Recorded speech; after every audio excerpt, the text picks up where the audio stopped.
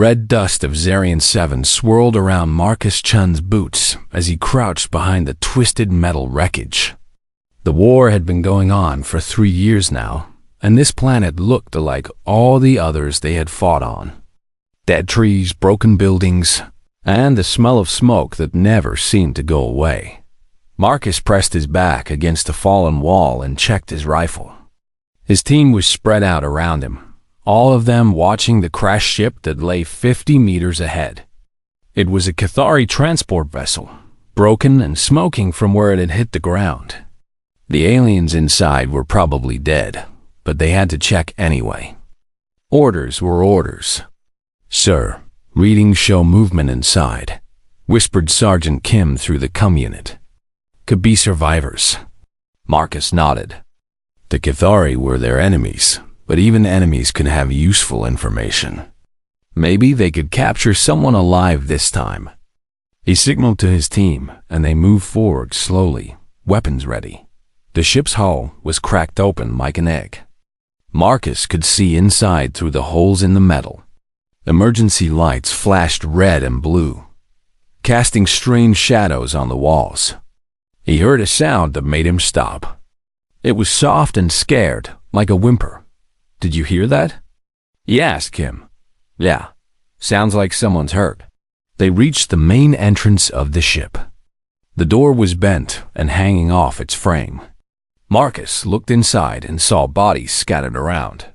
Adult Cathari lay still among the wreckage, their gray skin pale and lifeless. But the sound was coming from deeper inside the ship. Marcus moved carefully through the broken hallway. The sound got louder as he went further in. It was definitely crying, but not like an adult would cry. This was high and frightened, like a child. He turned a corner and saw something that made him freeze. A small Cathari was trapped under a heavy piece of metal.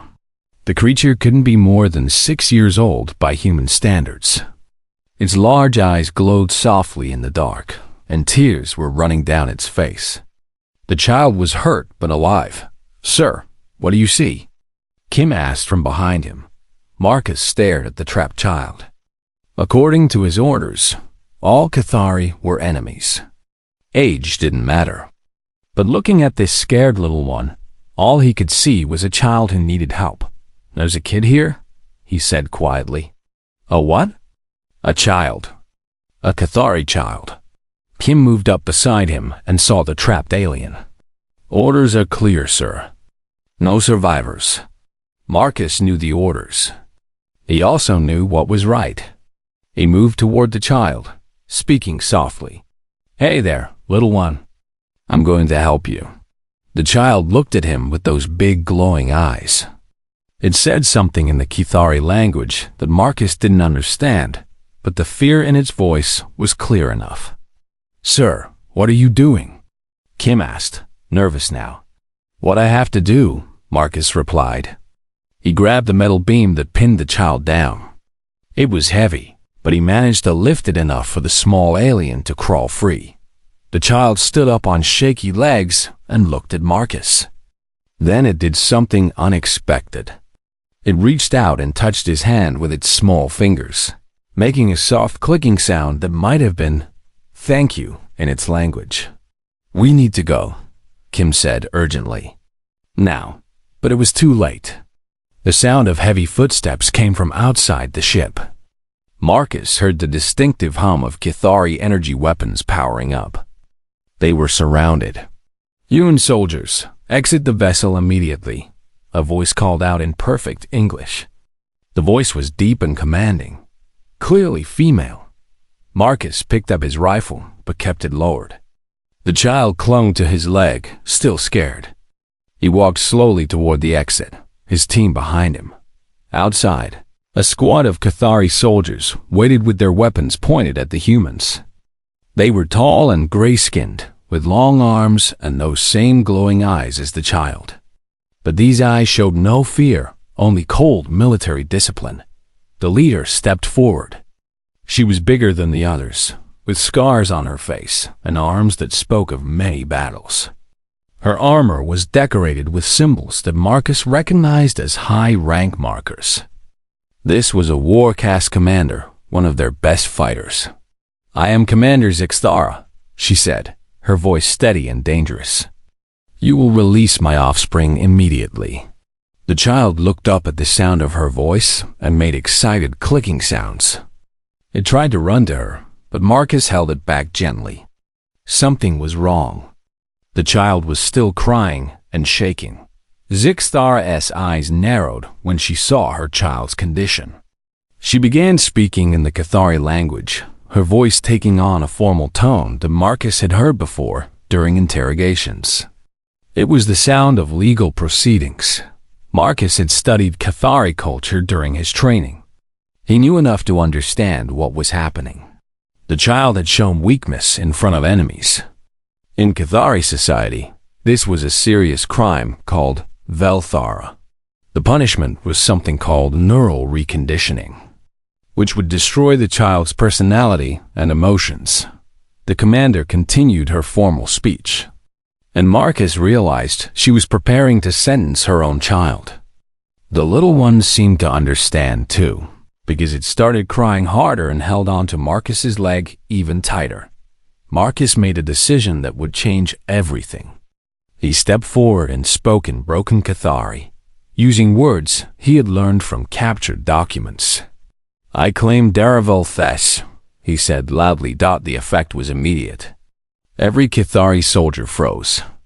Zixthara's eyes went wide with shock. Even his own team looked at him like he had lost his mind. "What did you just say?" Zixthara asked in English. "I said I claim the right of substitution," Marcus replied. "I will take the child's punishment." The silence stretched on for what felt like hours. The child stopped crying and looked up at Marcus with confusion. No one moved. No one spoke. Finally, Zixthara found her voice. "You are human. You cannot invoke our laws." "But I just did," Marcus said calmly. "And you're bound by honor to accept it."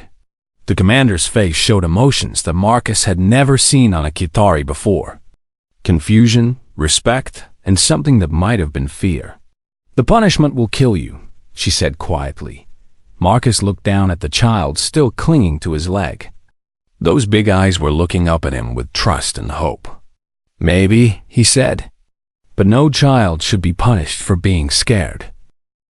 Commander Zixthara stared at Marcus for a long time.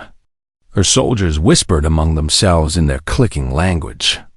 The human had done something that none of them had ever seen before. An enemy had volunteered to face their justice system. "You do not understand what you have asked for," Zixthara said finally. "Neural reconditioning is not simply punishment. It rewrites the mind. It removes emotions, creativity, free will. The person who enters the machine is not the same one who comes out." Marcus felt the child's small hand squeeze his leg tighter. He looked down at the little alien, then back at the commander. "I understand enough," he said. "Sir, you can't do this," Sergeant Kim whispered urgently. "We have to get out of here." "Stand down, Kim," Marcus ordered without taking his eyes off Zixthara. "This is my choice." The commander turned to one of her soldiers and spoke rapidly in Cathari. The soldier activated a communication device and began talking to someone. Marcus caught a few words that he recognized. They were calling for guidance from higher command. "My child will be free of punishment?" Zixthara asked. "That's how the law works, isn't it?" Marcus replied. "One takes the place of another. The debt is paid." Zixthara's expression was unreadable. In her culture, showing emotion was considered weakness, especially for a military commander. But Marcus thought he saw something flicker in her eyes when she looked at her child. The little Cathari had stopped crying and was looking back and forth between Marcus and its mother. It said something in its own language, pointing at Marcus. "What did it say?" Marcus asked. "She," Zixthara corrected. "My daughter. She said you are brave and kind." The commander paused. These are not words we often use to describe humans. The communication device crackled, and a new voice spoke in harsh Cathari tones. Zixthara listened, then responded with what sounded like arguments. The conversation went on for several minutes, growing more heated. Finally, she shut off the device and turned back to Marcus. The High Command is interested in your request. They have agreed to honor the substitution, but they want to study the effects of neural reconditioning on a human mind. Study? Kim asked, alarmed. They want to see if it will kill him or simply break him, Zixthara explained bluntly. No human has ever undergone the process. The medical data would be valuable. Marcus felt a chill run down his spine, but he kept his voice steady. When do we start? Sir, please reconsider, Kim pleaded. We can fight our way out. There's only 6 of them. And then what? Marcus asked. We kill them? Including the child? That's not who we are, Kim. That's not who I am. Zixthara watched this exchange with interest. Your subordinate shows concern for you. This is also not common in our reports about human military structure. Humans look out for each other, Marcus said simply. Even when we disagree. Fascinating. Zixthara gestured to her soldiers. We will escort you to our medical facility. Your team may come as witnesses, but they will not be permitted to interfere with the process. The journey to the Kithari facility took 2 hours by military transport. Marcus sat with his hands bound, watching the alien landscape pass by through a small window. The child, whose name he learned was Kesir, sat across from him with her mother. Kesir kept staring at Marcus with those big, glowing eyes. She would occasionally make soft clicking sounds and reach toward him, only to have her mother gently pull her hand back. She wants to thank you properly, Zixthara explained. In our culture, there is a ceremony for expressing deep gratitude. But she is too young to perform it correctly. Just seeing her safe is thanks enough, Marcus said. The commander looked puzzled. You truly expect nothing in return for this sacrifice. What could I expect? I'm probably going to die. That is why it makes no sense. Humans are supposed to be selfish creatures who only care about profit and survival. Our intelligence reports are very clear about this. Marcus managed a small smile. Maybe your intelligence reports are wrong about some things. The medical facility was a large, sterile building that reminded Marcus of a hospital, but with strange alien equipment and symbols everywhere. Kithari medical personnel met them at the entrance, all wearing white robes that covered their gray skin. The head doctor, who introduced himself as Healer Vexron, examined Marcus with scanning devices that hummed and beeped. He spoke to Zixthara in rapid Kithari, shaking his head several times. The healer says your brain structure is very different from ours, Zixthara translated. The neural reconditioning process may not work the same way.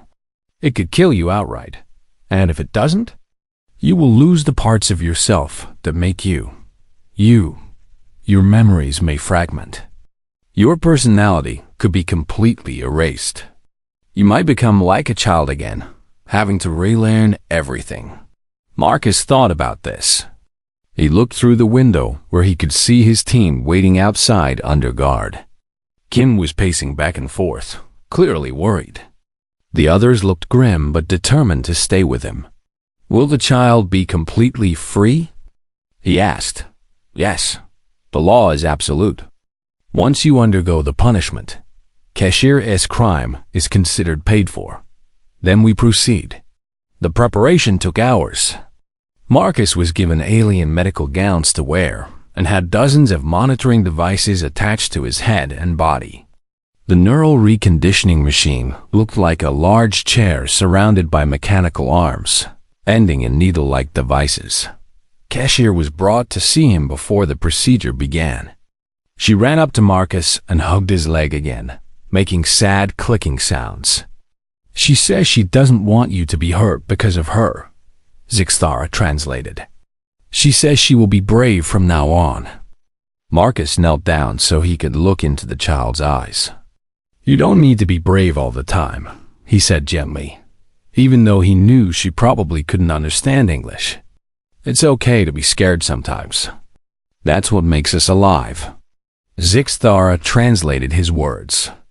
Keshir's eyes grew wide, and she made a series of rapid clicking sounds. What did she say? Marcus asked. The commander hesitated. She said that if being scared makes us alive, then the humans must be the most alive people in the galaxy. Marcus laughed despite his fear. Kids say the smartest things sometimes. As they led him toward the machine, Marcus could hear his team calling out words of encouragement from outside. He could see Kesser watching from behind her mother, still wearing the clothes they had found her in. He could see Zixthara standing perfectly still like a statue, but her eyes never left him. Any final words? Healer Vex Ron asked through the translator. Marcus thought for a moment. Yeah, tell Kesher that being different isn't wrong. Tell her that caring about others isn't weakness. And tell her mother that maybe our two species aren't so different after all. The machine hummed to life around him, and Marcus closed his eyes as the world went white. Marcus woke up to the sound of machines beeping around him. His head felt like someone had taken it apart and put it back together wrong. Everything was fuzzy and bright, and he couldn't remember where he was for a moment. You are awake, a voice said nearby. It was Healer Vexron, the Cathari doctor. This is unexpected. Marcus tried to sit up, but his body wouldn't cooperate. Did it work? He asked, his voice rough and weak. The process completed, yes. But you are still alive, which our calculations said was impossible. The healer made notes on a tablet. Your brain activity is unusual. Parts of your memory centers have been damaged, but other areas have grown stronger to compensate.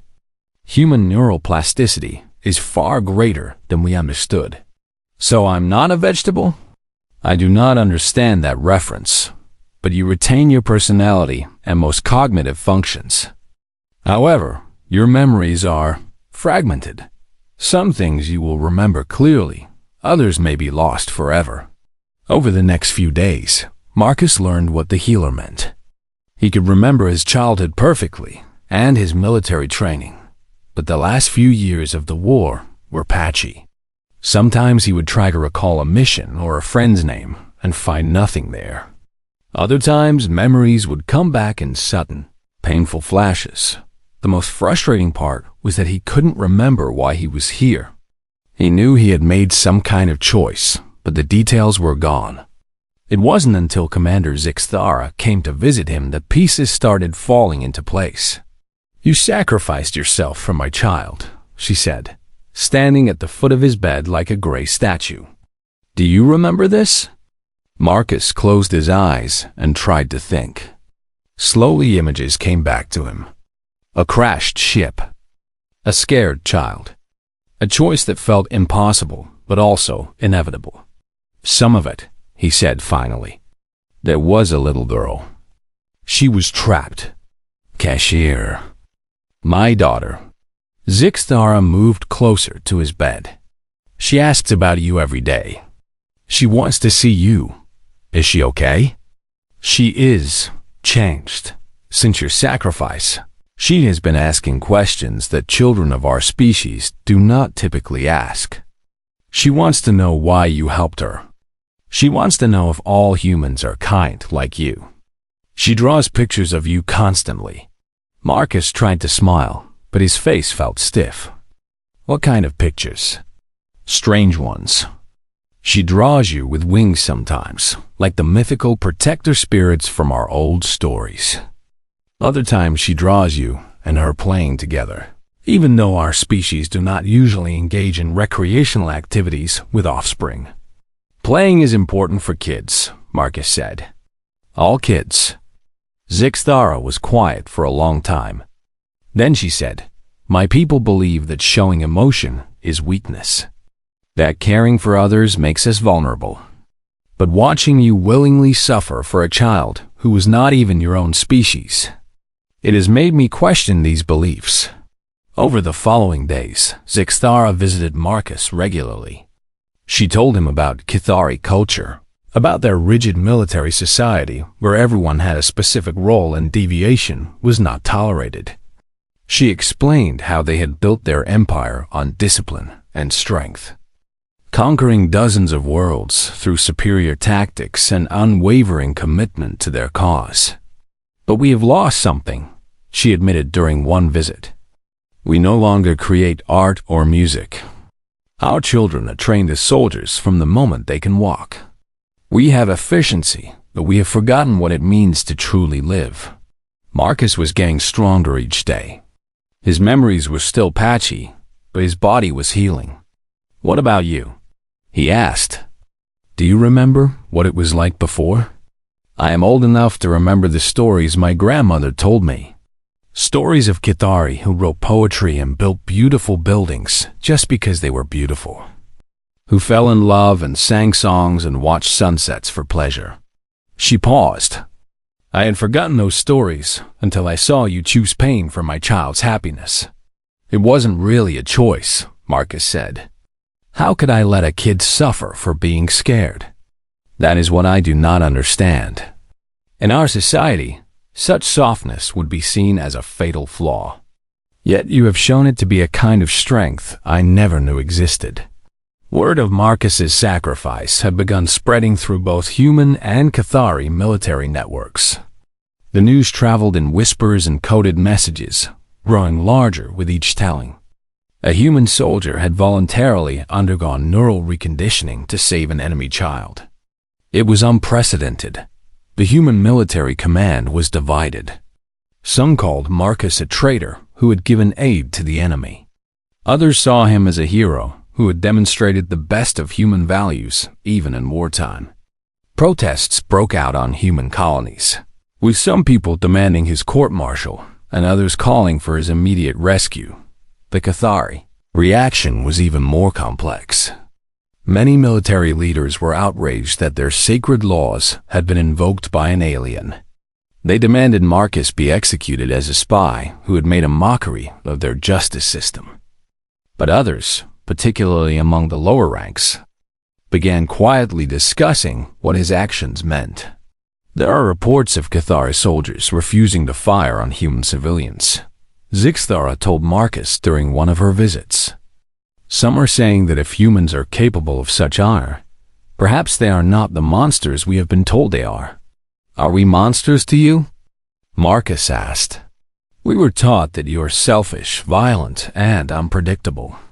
That you care only for yourselves and would sacrifice anyone for personal gain. She looked out the window toward the human transport where Marcus's team was still waiting under guard. But your soldiers have refused to leave without you, even though staying puts them at risk. They bring you food and books, though they know you may never be the same person you were before. Marcus felt a warm feeling in his chest. His team was still here, still looking out for him. They're good people. Yes, this is becoming apparent. On the 5th day of his recovery, Kesher was finally allowed to visit. She ran into the room and climbed onto Marcus's bed, chattering excitedly in Kithari while showing him a stack of drawings she had made. The pictures were incredible. Despite being only 6 years old, Kesher had drawn detailed scenes of humans and Kithari working together, playing together, building things together. In one drawing, Marcus and Zixthara stood side by side while children of both species ran around them. She says she dreams about these things now, Zixthara translated. She says that after you saved her, she started having dreams about a world where our peoples are friends instead of enemies. Marcus looked at the little girl's glowing eyes, so full of hope and possibility. Maybe kids see things more clearly than adults do. Perhaps. The High Command has ordered me to return to active duty. They want this incident forgotten and the war to continue as before. Will you do it? Zixthara looked at her daughter, who was now curled up next to Marcus like he was a favorite uncle. I do not know. For the first time in my life, I am questioning orders from my superiors. Kesher has changed since your sacrifice. She laughs now. She asks why about everything. She wants to learn about other species instead of just how to fight them. And what about you? The commander was quiet for a long time. Finally, she said, I think I am changing too. And I am not sure I can go back to the way things were before. Outside the window, Marcus could see ships from both fleets in orbit around the planet. The war was still going on. People were still dying while he lay here recovering from his choice to save one small life.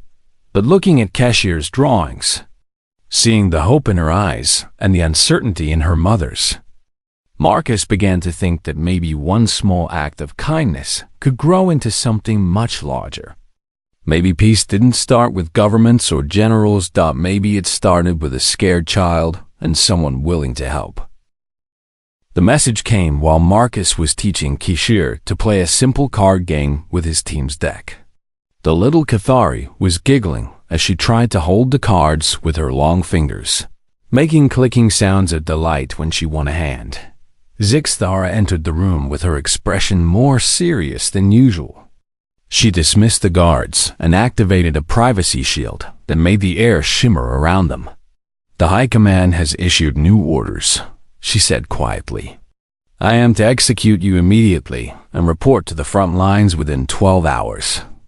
Marcus felt his blood turn cold, but he kept his voice calm for Kishira's sake.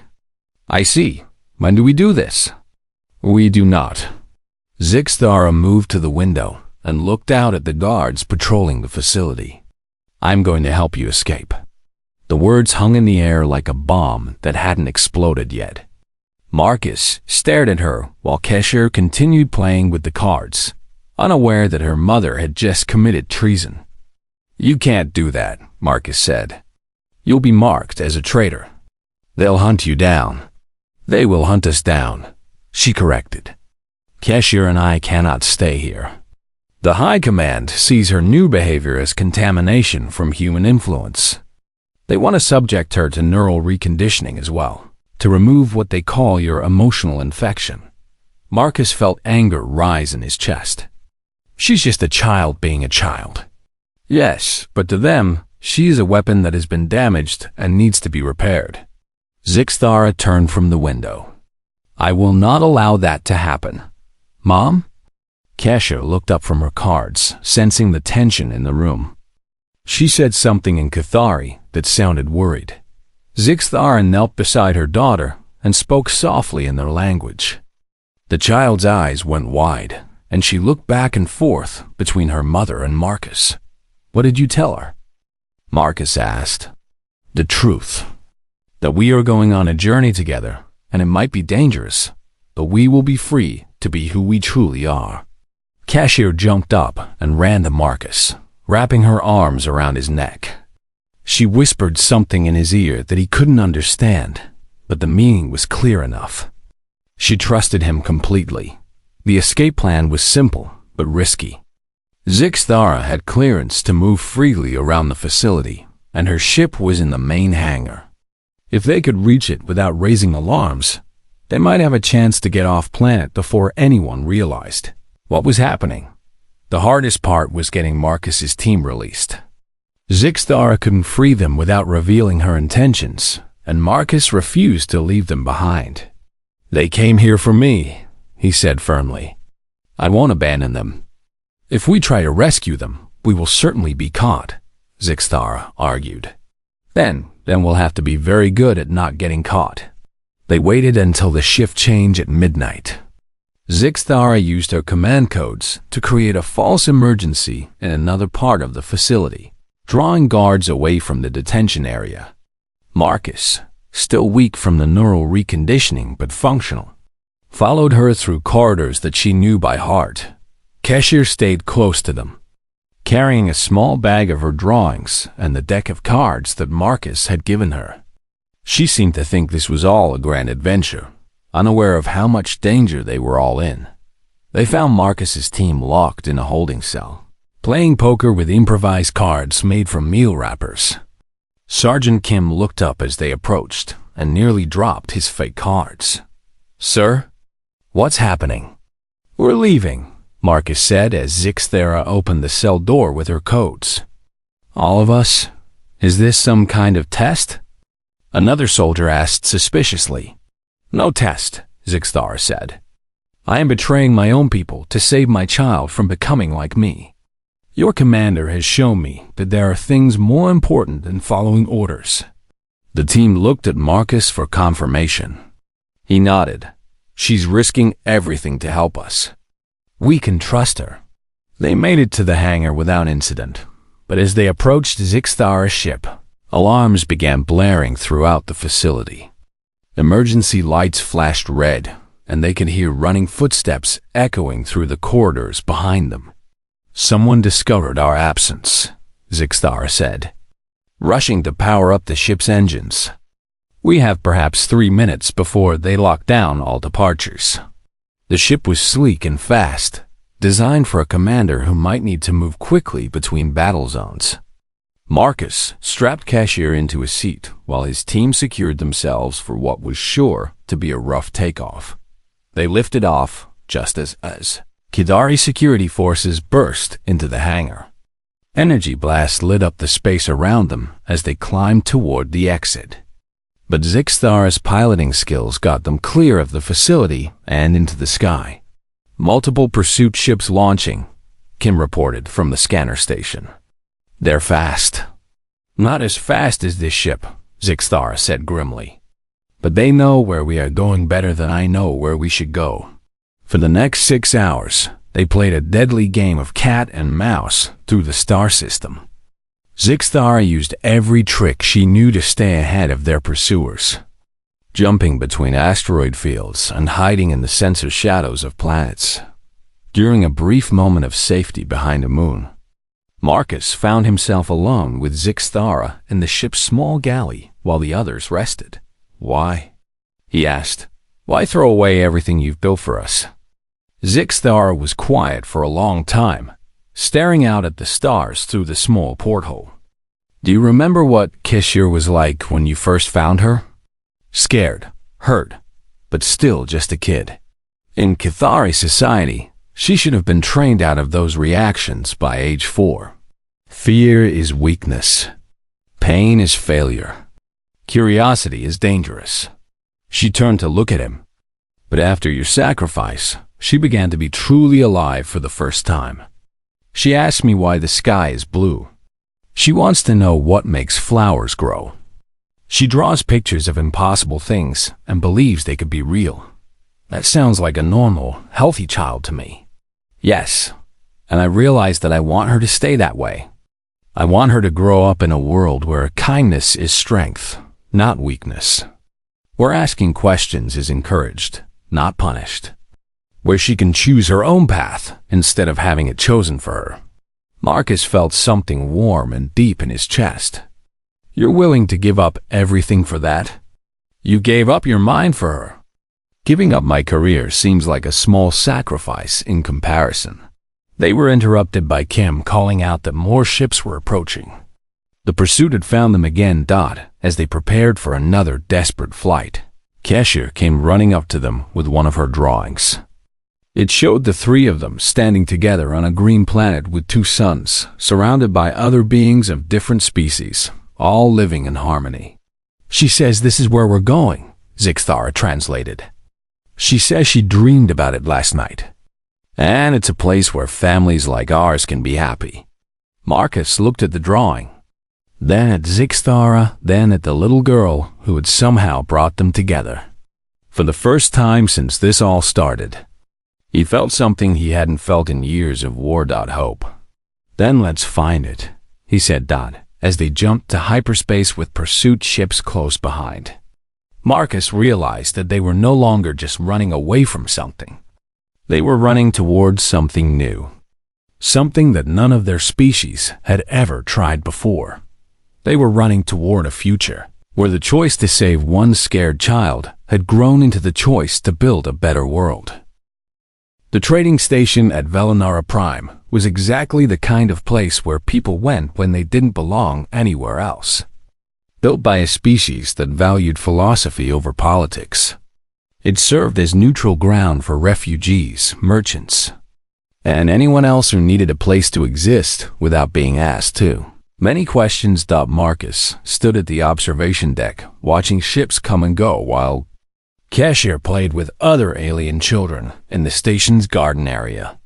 It had been 3 weeks since their escape, and the little Kithari had adapted to their new life with the easy flexibility that only children seem to possess.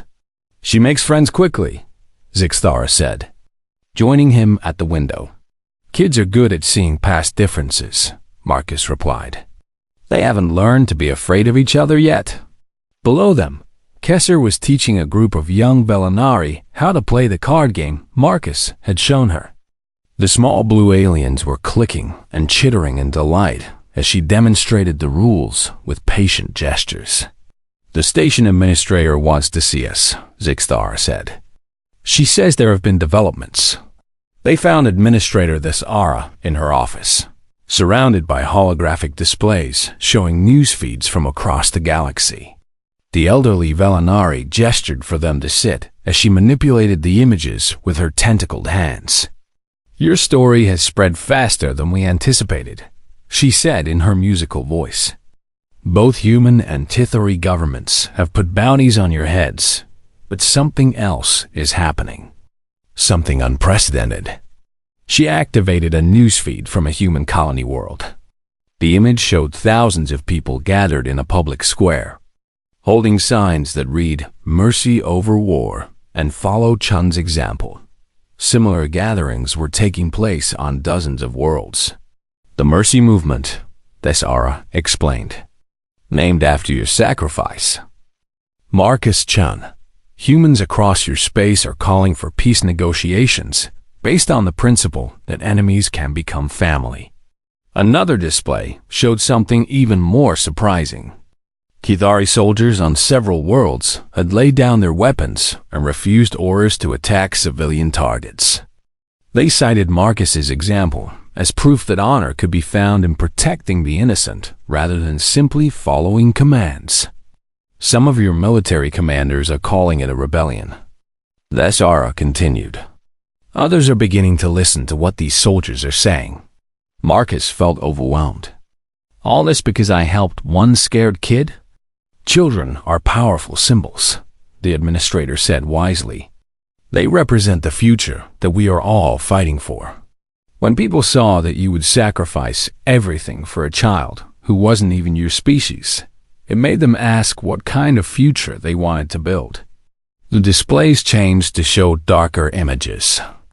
Extremist groups on both sides were violently opposing the peace movements. Human supremacists attacked anyone supporting negotiations with the Kithari. Kithari hardliners executed soldiers who show weakness toward the enemy. There is also significant opposition, Thesara admitted. Some fear that change will destroy the order they have built their lives around. They would rather see the war continue forever than risk the uncertainty of peace. So what do we do? Zixthara asked. You have 3 choices. First, you can disappear completely.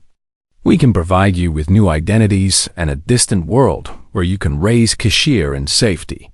Second, you can return to your respective peoples and face whatever judgment awaits. Or third, the administrator paused dramatically, as her species was known to do. Third, Marcus prompted. You can help us build something new. A place where the ideals you have demonstrated can take root and grow. Where children of all species can learn that cooperation is stronger than conflict. She activated another display, this one showing a beautiful green world with 3 moons. This planet was recently abandoned by its previous inhabitants. The Valinari Council has voted to grant it to you, if you choose to accept the responsibility of building a new kind of society there. Marcus and Zixthara exchanged glances. It was exactly what Kesser had drawn in her picture. What would we be building? Zixthara asked. A colony where refugees from the war can find new lives. Where children can grow up learning about all species, not just their own. where the principles of mercy and understanding can be lived out in practice rather than just discussed in theory. Marcus thought about it. It sounded impossible and dangerous and absolutely necessary. There would be risks, Thesara continued. Both governments would see such a place as a threat to their authority. You would face constant danger from those who profit from the war continuing. But if we succeed, Marcus asked, if you succeed, you will prove that enemies can become family, that the future doesn't have to be built on the hatred of the past, that one act of kindness can grow into something that changes everything. That evening, Marcus found Kesher on the observation deck, drawing another picture. This one showed adults of different species working together to build homes and schools while children played in gardens nearby. What do you think? He asked, sitting beside her. Would you like to live in a place like that? She looked up at him with those bright, trusting eyes and said something in Cathari that he was beginning to understand without translation. Then she added in carefully practiced English, home, with you and Mama. Zixthara appeared beside them, carrying travel bags. I have made our decision, she announced. Keshara's future is more important than my past. We will build this new world together. Marcus felt a smile spread across his face. All of us? All of us. Your team has already volunteered to come with us. They say they want to see what kind of place their crazy commander will build. The journey to their new world took 4 days. During the trip, more refugees joined them. Human families fleeing the war zones. Kithari soldiers who had refused orders to harm civilians. Members of other species who had been caught in the conflict and just wanted a place to live in peace. By the time they reached the planet that Kashir had named Hope in her drawings, they had 43 adults and 21 children aboard their small fleet of ships. The first months were hard. Building a settlement from nothing required skills that most of them didn't have. But they learned together, with humans teaching Cathari about agriculture, while Cathari shared their engineering knowledge with humans. The children adapted fastest, creating their own mixed language of clicks and words that all species could understand. Marcus often found himself standing on the hill where they had built their first school, watching children play together in ways that would have been impossible just months before. Kesher was usually at the center of the group, teaching games or leading explorations of the new world they were making together. Do you ever regret it? Zixthara asked one evening as they watched the sunset paint the sky in colors that neither Earth nor the Cathari homeworld had ever seen. Marcus thought about everything he had lost. His military career, parts of his memory, the certainty of the world he had known before. Then he thought about everything he had gained. A family he had never expected, a community built on hope instead of fear, and the knowledge that one choice to help a scared child had grown into something that might actually change the galaxy. No, he said finally. I don't regret any of it. News from the outside world continued to reach them. The Mercy movement was growing stronger. Peace talks had begun between some human colonies and Cathari territories. It was slow and difficult, with setbacks and violence from those who opposed change. But it was happening. And in their small colony on a distant world, 43 adults and 21 children continued to prove that enemies could become family, that different species could build something beautiful together, and that sometimes the most important battles were won not with weapons, but with the simple decision to show kindness to a frightened child. On the first anniversary of their arrival, Cassir presented Marcus with a new drawing. It showed him not with wings like the mythical protector spirits, but as an ordinary person surrounded by friends of many species, all of them smiling under the light of 3 moons. What's this one called? He asked. She grinned, showing the small sharp teeth that all young Cathari had. Tomorrow, she said in perfect English, and looking around at the community they had built together, Marcus realized that tomorrow looked pretty good.